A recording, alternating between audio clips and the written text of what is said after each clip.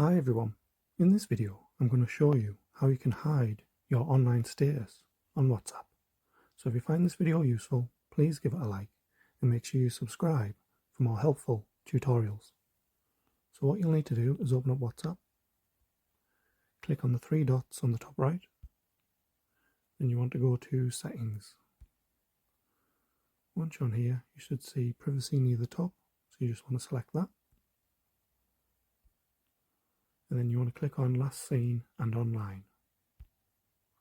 So this will just give you multiple options, but if you want to hide your online status, all you need to do is underneath who can see me last seen, click on nobody, then also who can see when I'm online.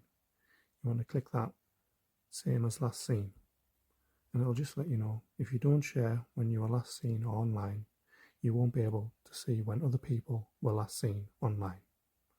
So that's how you can hide your online status on WhatsApp. Thanks for watching.